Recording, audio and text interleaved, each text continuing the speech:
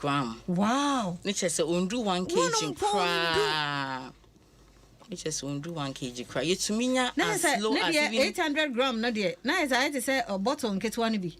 Any person na wo hwe ne nan hey no hon kitten sometimes who nipa ne crowd who say nipa ne for the incubator wo yes I born a diaper that's how born hey me say me hu ye no hu enye easy enti me imagine mother e be a first timer and e be a second what second na wo ko hwe oba pa na we da ho a it's not easy yes e be mo ba dwane da bia I am pass if you am pass sometimes obi wo crowd otumi wo be say 3 How ye 10 babies and so owo ketwa we kra na ye free time kra osro because no two different things. Yeah, me refi come the video no kra enye na no kra hu ne ye nyame hira mo papa pa na de mo ye na me musa pa se e de pa na de sa pretend eba sa lowest one no de pa na de bana e free na kra de si enimu a NyinsenNeAwoɔ so Madaroma ye hunu de bana fe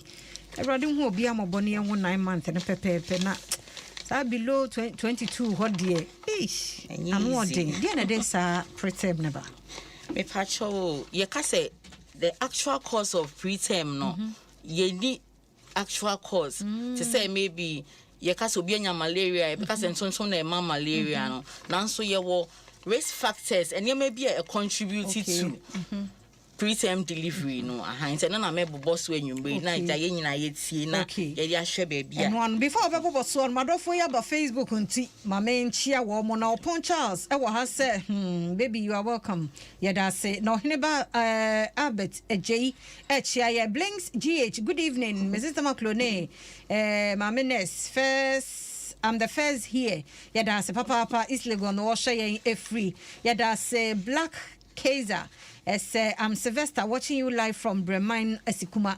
Yada say Junior Jesus the anytime ana nice program watching you live from Oti region Ketakrache Mo Nyamisha Papa David Techimensen and so Echia ne Harriet Alexandra Techimensen and Owusu Buama and so Eshayen wo New York.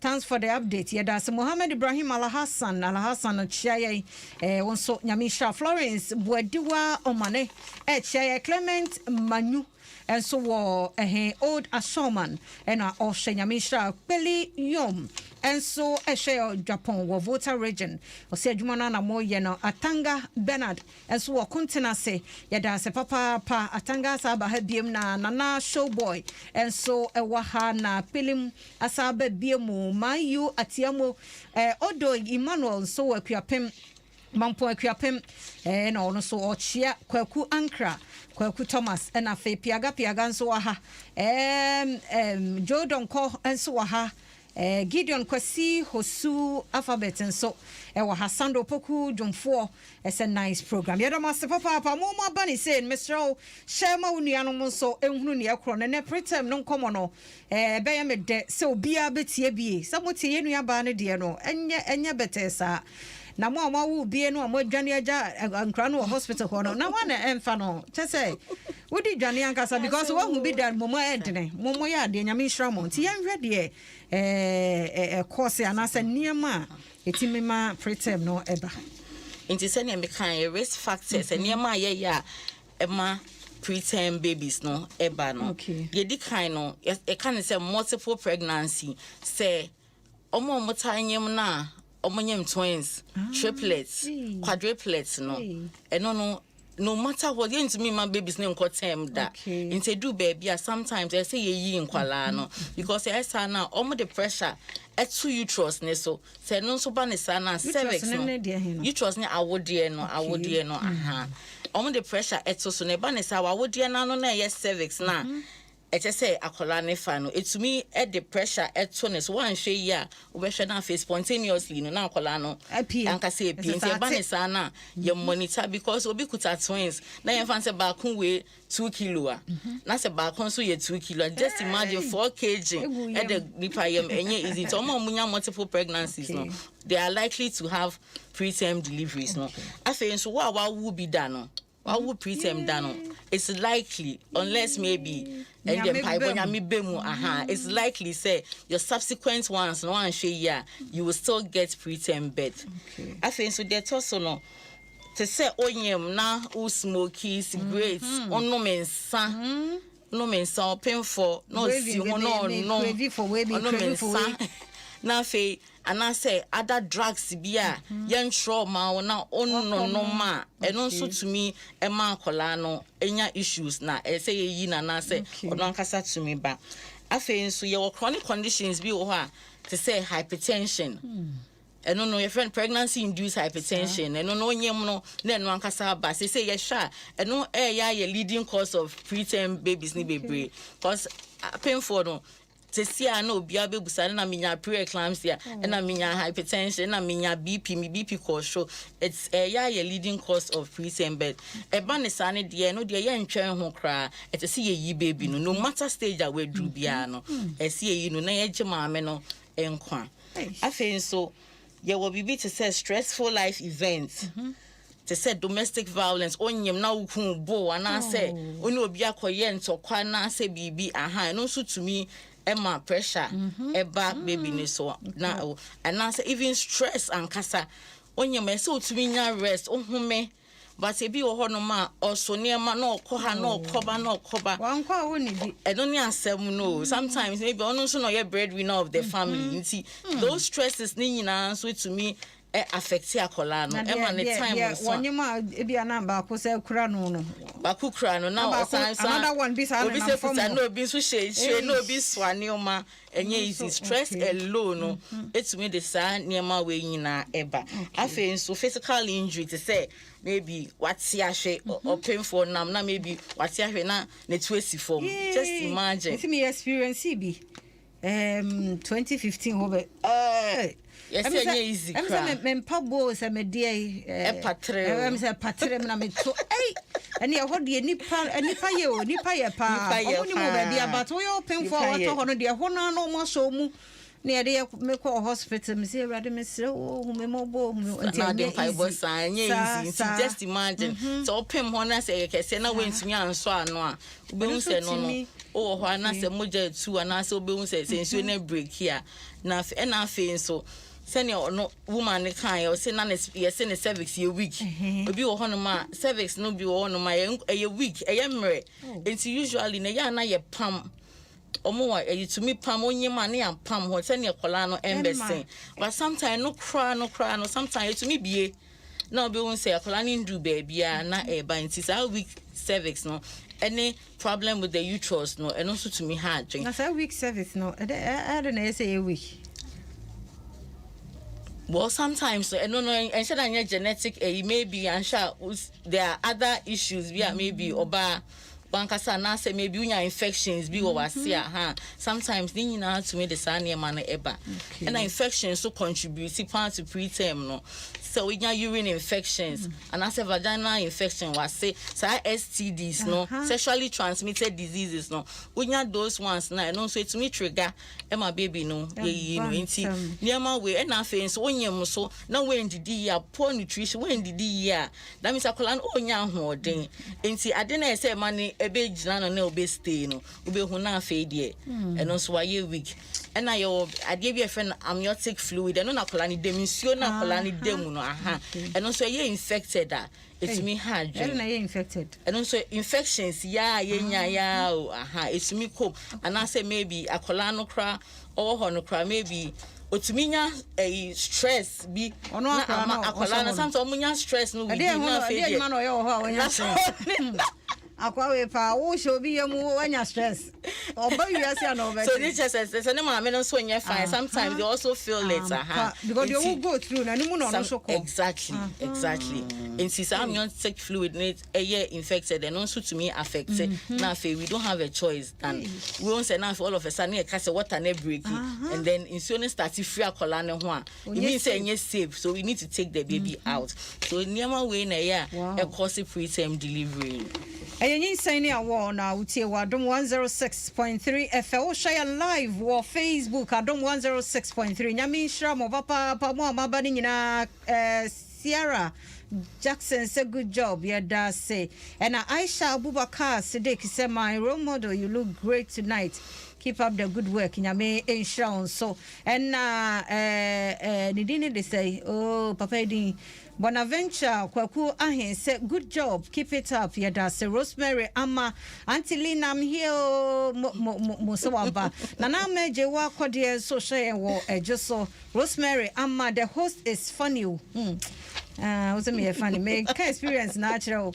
Ain't here that say into one cost one share and like it nafe mon commenting so nyame enhwamo papa yedamase ntimi anto ayen komo no so preterm nkomo enanwumre ye die ne yahwe ne bia etumi ma preterm ne ba because ye ni adekode poten ne mum ene bi na sound to yi a etimi mema oba no nka wasanke ye nya no 9 months no entimi emma ne saa na akwakodru bia 22 they usually no. But so usually maybe 25. Oh, omudu be na say pretend we dey me yase shine adaro my da say Dr. Shine ya da say papa enti say obi wo pretend no a say na sankra no so ye handle one from hospital to home. Okay. Oh wait, I pretend we there. Na me kra na me dashi. Oh, sha why are there? Na say there na me kanwa. Ye ne doctor Niku. Oh, sha why are there? Duma na why yes. Me teacher ma uye pe. Meji kokomlemle mo to no ba kwa mo anom. Ko duma wati ase mo me da se papa. Nti uba Facebook se si ya. We ni ku ho na na ye we ba. We de nyame adom anyimi ba. Me hwe se de ye de yi na ebento ano de se. Box syringe na ye de twetwe niema nti yenhwe hawa ye hwe pretend babies no. Okay, nti say you preterm no na say oba usually no say hospital na ye be wo akola no say niku wo ho a eboa because from transition to labor ward no to niku no it's quite short.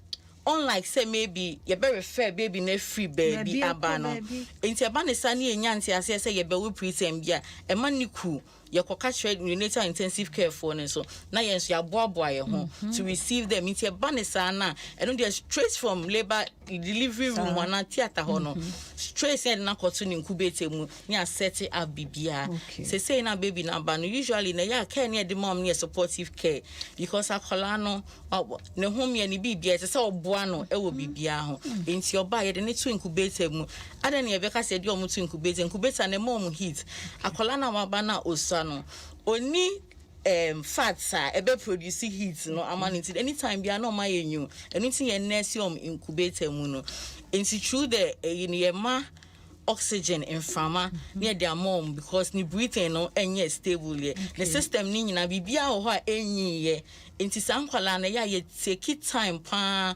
ema enti ne ye ko intensive care that means they need intensive care because almost strong 24/7 ye jino mo ho sometimes obi okro be ba no kra na ne home no kra ejai nti ese se ne niema bia ebe ye bia na ye be ma kola no abba back no your main aim is say to bring the baby to make the baby survive aside that so no we want the baby to survive and then yeah, but babies no so survive without any complications because of you of survive by the end of the day so be saying complications so we try to do everything into asiyama oxygen so no na ye check omo temperature omo heart rate no omo no your kind of vital signs and we say no omo basa na 15 minutes bia na ejina so na check 15 minutes bia until say be who say figures no yeah okay kakra and then we move from 30 minutes and then 1 hour too early until say answer na be who say a baby ne home no on oxygen no yeah okay kakra na ya no 4 early no afen so eba omudidie mu a osasa no oba yanju aduane ne ho because I just say you save baby no not coming out of the danger period no woman and sana ya join say you be man aduane enti say bibia settle down the respiration no ne oxygen level bibia ye okay ya that is when I best start to say you be man aduane and no aduane no be the other way because we say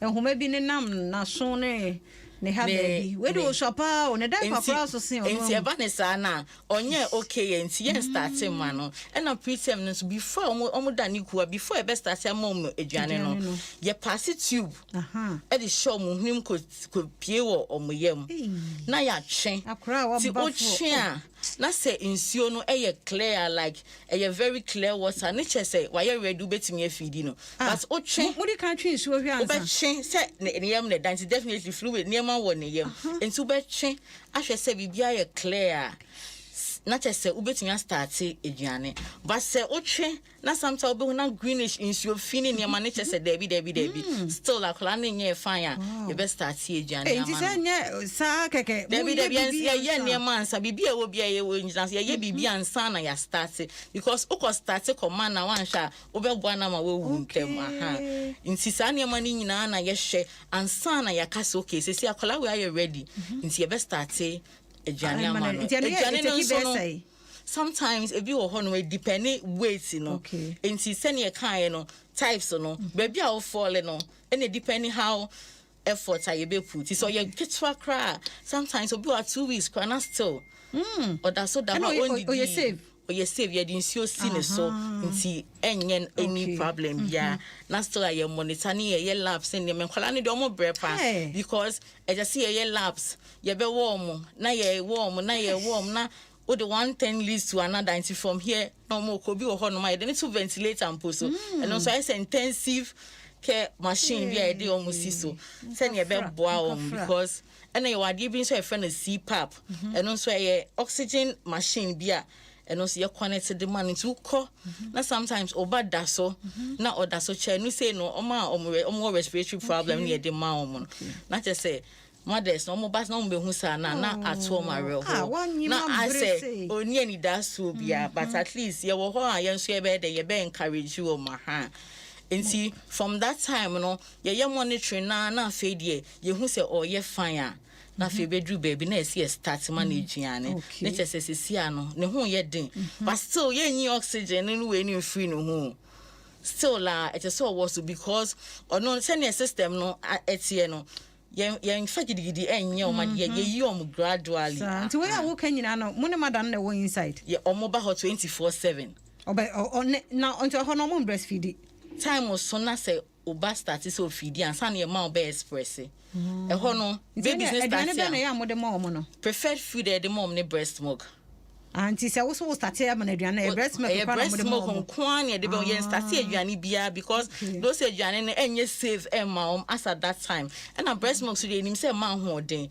nti no na be boa preterm because ono yare deda nti no na be boa no ama wenya ahoden nti na mentwo no facha me na ma me na akra na me to ne no fo no be na no funso na ba say ya mo say ya akra na no kan na eba no eno na ya asem no nti e ba ne sadia they go through a lot but ye catch them say omundi di ye because there are other methods e betumi aya e be ma akola no and sometimes so was that stage ne kra na ye mo starting intermittent kangaroo no nti okwa na we ne di na to ne bo eno so abo ma akola no recover fast also woni ku na 800 ho de be no oye no nti bi o ha o show but ye encourage you omutumi ye no de na hye ne bubo nse na akola ne da ho kete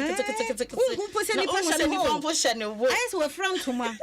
Hey, I dear Papa Sankia, who be so to so. Nanka, woman, ye pa. Sign try so benya because Sakangaroo, dear no. Yes. Every who's any punish who cries any baby won't so that Niku cry there sometimes on be do kangaroo can no my kesiaka. Sometimes Niku one day start kangaroo in the end cry there to say, hey, when you almost started out, yes, starting and only intermittent and no best route banana, your mama to and son now about food. And Martin, easy.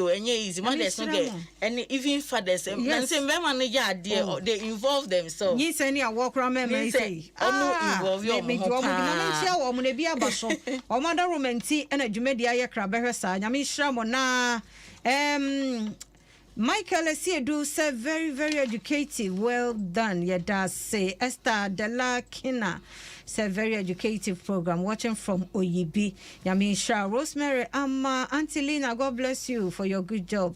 Auntie Onosone Dian Tewie Ebenezer, Software Ebenezer, Pillar of Zion Church, Ajaka Manso branch. and or share ya da se din mamoni afacha me gina blay and so share wo sunyane Cynthia Tewia wo tutu akuapem and afei na na akua free ye wo Belgium ono so ese program no ye papa atanga Bernard so de ababiem continue say and or one na educhumwa say why do kids taking to Niku always come out from there with other infections?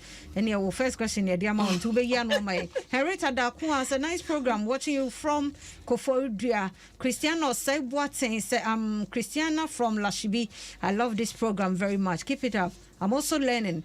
If God bless you for may God bless you for this good age. Yes. Good job, and God bless you, Doctor. Yada said Nanaba Esel Italy and wash na Gideon Kwasi and so abawaha Rosemary ama say I'm afraid enti no ntino bra Facebook Adom 106.3 Nukuni bi and waha de ohun ayetre de ne bai say ni tri hu fe odono anu go so ana so like that's all care so no enti from feeding no enti start here no say no because also an intin you started with the tube no enti ye trim mother ne be trim breast milk na ne de kakra fe mu amano na fe ono na obo say sometime the video no born na no ta because it is a command to oh e ya na mo no way there Kitty pan. Me say be all credit say me nsem. Kitty pan. Sometimes we for ne krom ho ma no musu bi wo ha. E be take time and san no kwan betimi aso akola ne mumpo. Because now enye 9 months I won okra ne muso no say nti just imagine say. I mean shramo pa. Nti no Nico no o share we yina range na obi betime nya sai wo ho nti averagely no kangaroo averagely no depending on akola no weight no e be to me di 2 weeks. Okay. 2 weeks. Sometimes almost swat pan there and there maybe 1 month. Obi oha. Sometimes us along na other issues. Other issues. Obi any infection no obi question ya no mama. E na ye do omu free wa na also omu nya infection e no kre. Usually, with the preterms, they are prone to infections. So, yes, as no, you're fighting for your mom antibiotics. But sometimes, first say, what old place, sometimes, incubator back, maybe baby's best too. There's no beyond in the area. But with Greater Accra Regional Hospital, they say every baby is in an incubator. Okay. So maybe depending on hospital, because other places, maybe in developers, definitely they will still put babies together. There's cross infection. Baby waiting a year, far away. And sometimes with the health care aspects so so we are supposed to wash our hands and then you be warm who be for infections. If there's any failure on our part and also to me man call me say me buy Greater Accra Hospital and crony be omo probe ho no ma yi ade na free ho kra inti no constant monitoring. And it's so pathetic, very, very. And it's so pathetic. Seriously, it's so pathetic because sometimes we imagine sending a colano, maybe one brain one, and then you are praying instead the baby should survive. Sometimes your health workers, and so you will feel for them. Sister. We really feel for them. Me say usually when bad than Niku now busa me say antiness me ba no you okay I make us say there be until say you know don't so coffee because babies kwala to miss at any time. The next minute this baby is doing well, then the next time also bibia sesa enti unya koka then the mothers will hold it me by nurse ne ka say me ba no you fine enti they say we don't say anything oba I'll tell you keep praying ye mbompa ye hwe say nyame obeden obe shakola until say me hu say ye yi na kofie no na ni kupa ayi preterm nkura mienu katenkete sa mienu ye me hwe wa ha say kete nyame shramo ye ka kangaroo obi busa na de ne kangaroo ye meme e de ne kangaroo eno no ye de hia You sister if you kase kangaroo mother care nanka me person ka me kono systematic nanka but when you busa konti be for the opposite okay. So until from that time now but over Facebook afacha me over Facebook ewo ha Adom 106.3 and Facebook live and obehunu de ka ni nyina beti ase yie nti wo do gina wa wo hwa obehunu ni yie pa medam asemo amadi ka ba mo share no so lina mpache nti okay nti from yes starting na fe ye feed ni kakra then na fe de hu sesesi akola no ne ho ye den ba okay na nti we no we so we nya kangaroo okay okay kangaroo nti we ne kangaroo na wo ka ho asem no ye de akra na hye ye nim wo de akola no be hye nti from niku no na baby ni stable la na sesi a no e je say ye man ko fie but ye be busa ye ho say sometimes obi ho wo do ko fie how e be ti den obetumi ahwe sa akola no enu nti na ye wo kangaroo mother care unit na from niku no baby ne be ko kangaroo mother care unit e honom no I to say school ye kyerɛ maamefo no sɛ ne wobɛhwɛ oba na wodi ne kofie no sesi akola no ye yi na free incubator mu on say in advanced countries no na akola no betumi adema for 9 months as not in our setup enti sesi ana wo kofie no sesi ana ekwan ben so na maamefo no bɛboa keep baby no still warm so that is where kangaroo mother care comes in it's a natural method of keeping baby on your chest and no skin to skin ube yi wo ho obane so be yi wo ho na wenya close contact no na ode ensoma achechire nti mo munim kangaroo na aba da Facebook live Adom 106.3 no mo hyehyɛ mo kukumu sa we mu kwadem so onyame adom mo mu ni akasa nke nyanketo no mu temu like hu hwe but eno so about no so mo se anya better sa o enye easy no we deda enye easy kangaroo nti that means akola ni shop no e say 24/7 nti ube yi baby na ni chese ube feedi no nti omu timi da abata no obata wanye ma wo to be in that because baby ne da nti and the next time no disturb no yes it's not easy it's very very stressful wo fa papa my dear eso hu ti metal sa na dey nyamiase enye easy that down ho na pa manyem pa brese awo me wi an masa me na onda no da kokoso sa na wa ya se ya na preterm facha me preterm for no yo mo CS and omo normal delivery na CS so na me ka say condition be to say BP stain name sometimes it's risky so because who induce am mother now in tempa no me in bebre na even sometimes omo be da kangaroo ho na mothers no e ho no utumi say ni CS ni kro enwu ye now so be then for the sake of akola oh no everybody hu your mobile sometimes they see they encourage family support it is maybe obi wo ha ni husband obi wo na otumi leave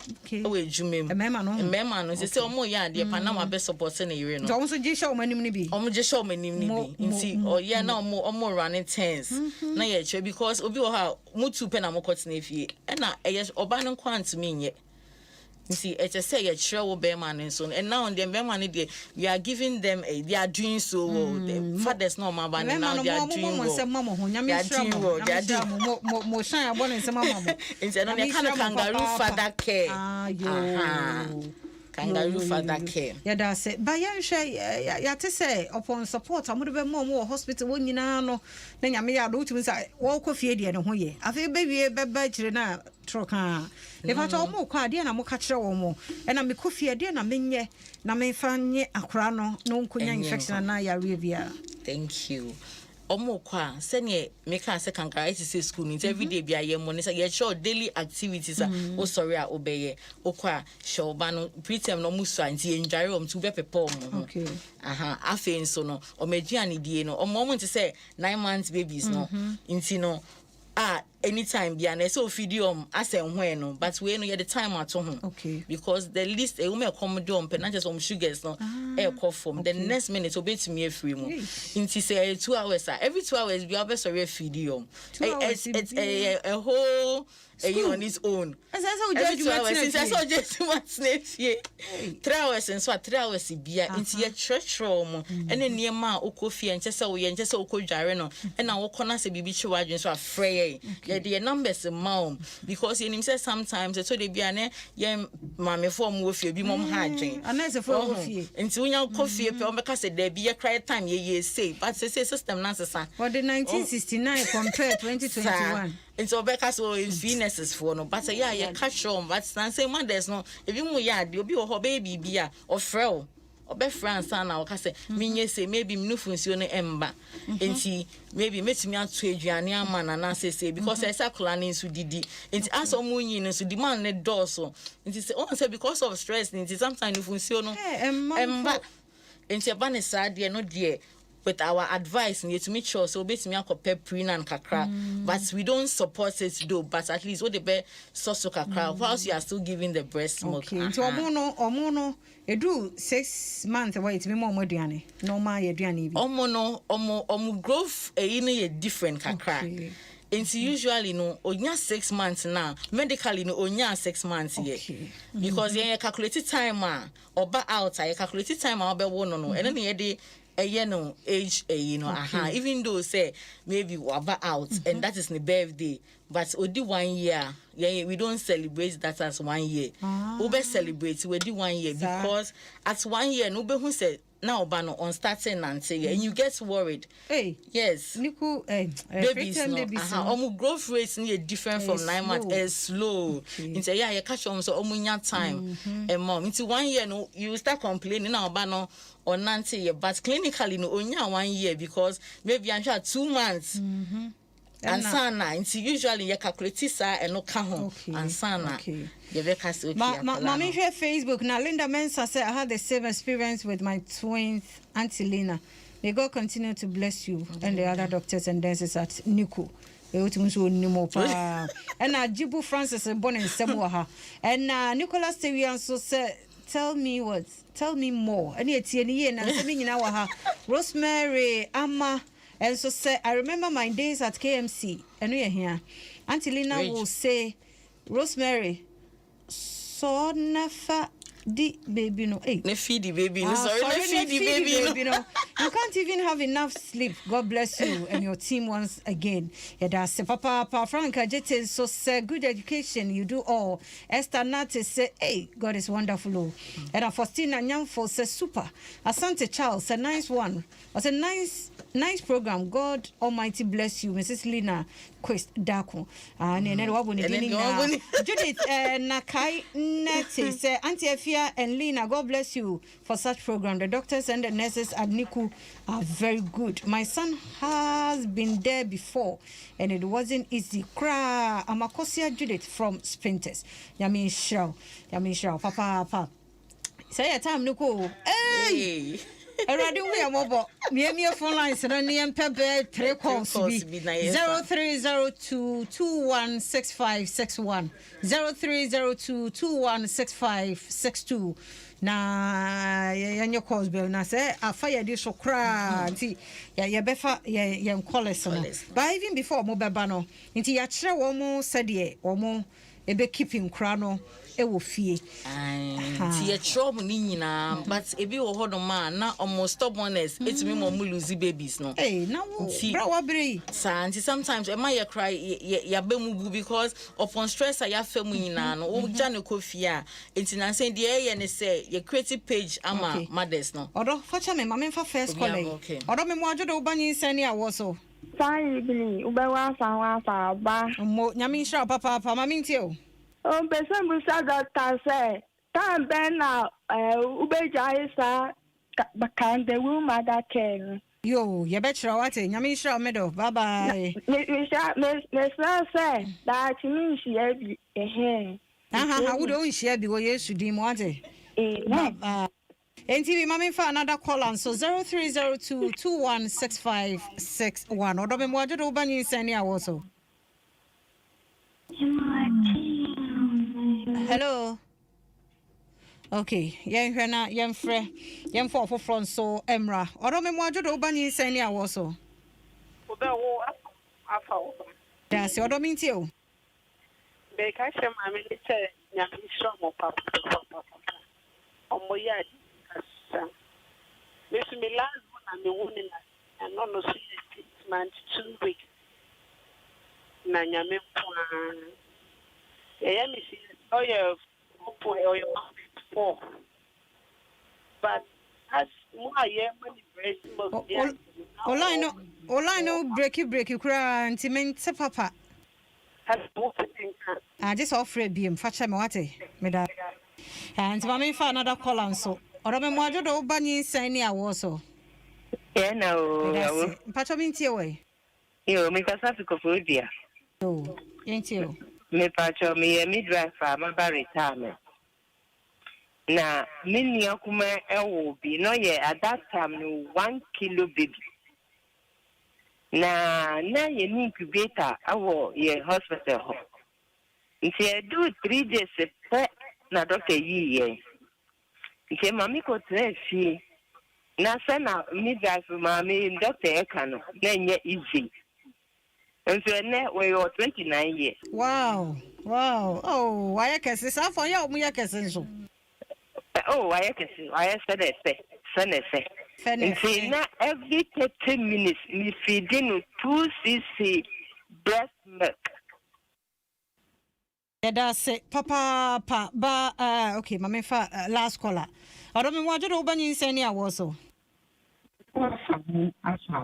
Ola ni munya kra, jina ye kakra ma ye, mami ntio. Okay. That's something that's a problem.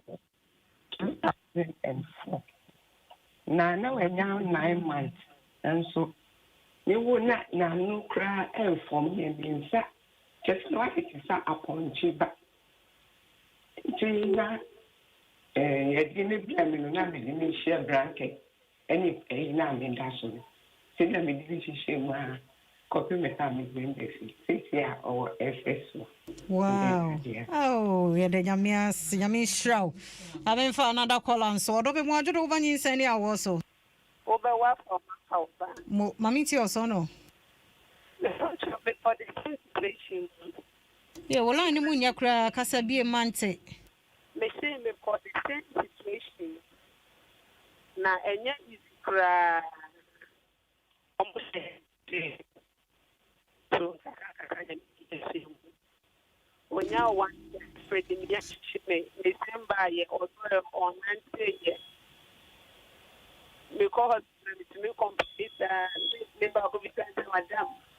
Who are being a na so ya this year or 2 years me na ba Nancy so yeah, that's it. Papa, now line no moon, yes, sir. Into about radio no alone, no my any at all. Can you last call any or don't be more over NyinsenNeAwoɔ so? Good evening. So, Papa. Pacho, 2020, you know. And I'm a wife, no one, no Pacho, low radio, no my, doom no cry, my feedback, and me enter was me. Hey. Hello. Anna, yeah, we or continental me transfer and then call General Hospital. They didn't call General Hospital. No one say Friday and then call Friday, Saturday, Sunday, and the Sunday no. Anna is only free no. And the media me a payment. Na me who be da. Say obadi okowo a so okowo no nti no what you twa so ma ye kakra na bre no okay yo mate enti ho no Tuesday na numre no the call na o ti me coffee nkofa ade o fi no me buy na wawu emu wa na ewu no ma me na wu oh na ma me na wu ana me busa nurse ni say adai neba no ka je me say o say oba na nchim onchim na no wife na nchim no ayre odi ewu ti akura no nso ono nso wuye ye enti ye twa me wife ana omu yi akura no akura se akura no nso ni alive na akura no nso wuye omi enti ana ete se wasem usika so wasem susa Adom FM usika so wasem susa enti mi du ha ye busa nurse panyini no o se aban we na omode omaba no na omode omunnimu hwe onim se omunnimu hwe ana omode omaba se omaji awo e wo General Hospital Adom FM just wait last year some na work but some be last year August mun e see eh nti wadi ne 1 year wo yire wu na wo kasasa no mommy me say eyawo no ewo mi mu up to now ewo no me nti ase up to now eyawo no wo mi mu na not the first time ni na wo bi o chiri dada wo me ne na wo 3 onu wuta na fu na pie na ofa chi onu akwo me ni su kra like third born no me gina ho no de wo ye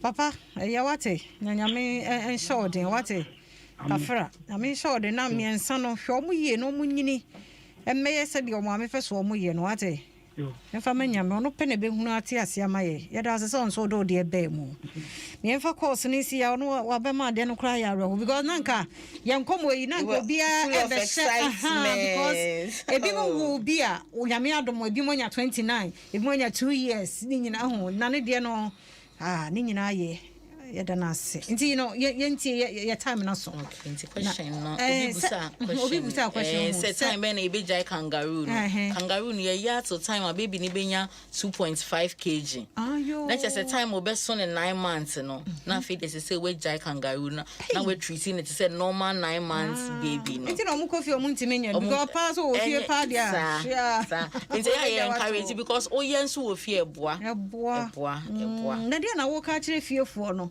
na wakwa wo bosomba no wakwa wo kotere basa dia no kura bu nipa abem because eniema bebre sometimes e ban is akwanya so much effects for our phone parents and so obi okro obeka say cares bi ni cares no enti na ya za but ye pese e ka chom say enti sa e na sesi anso ni da so wo preterm a e no interest say we ya ba dena den so be shom but o shom so mutumi nyi fine na preterm kwala no so per observation so hu say omuni made so omo ya de omo ni den omo ye smart so nti no ni nyina mu no na men so de eno so ka ho na wa share like onso eni onyam nti they shouldn't give up o preterm onyem so a continental na yen share ye comment na efio men ko fa ndro bia nso enka ho ko hospital na bibia ne ayentumi hu ne ntem na se eba ne se onya preterm so ayetumi ehu de ebeye ne de aboa aso ano me do fo Sarah nyame chansu ni se efia nyumere o ma me shiro kra me da se so share enti video ba Facebook obeye dia anti no mante de shine ka ye ne de na so aha na brama kwan na ye de asie Gini foods ye do ma se papa pa o pe Gini milk anu so na de Gini rice nso wo ho Gini sunflower oil nso ye kama pa mayonnaise no so anu so na de papa anti bibia de ye Gini foods mafie ye de ankasa endpoint homeopathic clinic nso ye da se papa e chena joy yenko ye free scanner no ne ade na entumi emwa okay anti endpoint 0244867068 0244867068 wo share nyame nhira na mo questions na do so pa Joseph for me too